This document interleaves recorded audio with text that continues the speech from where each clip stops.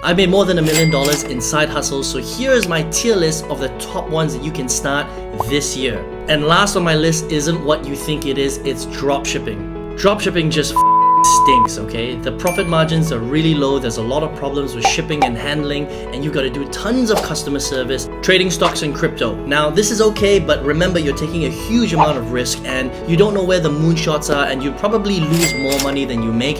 Amazon FBA. Now, definitely better than dropshipping, a little bit more profitable, but because Jeff Bezos loves customer service, you get a ton of refunds and it's really difficult to get into profit. SMMA. Now we're getting to the good stuff. Profit margins are really good here, but the problem is you're going to become a slave to your clients. Research groups. Nothing much to learn here. All you need to do is just sign up and take lots of different research assignments and make money that way.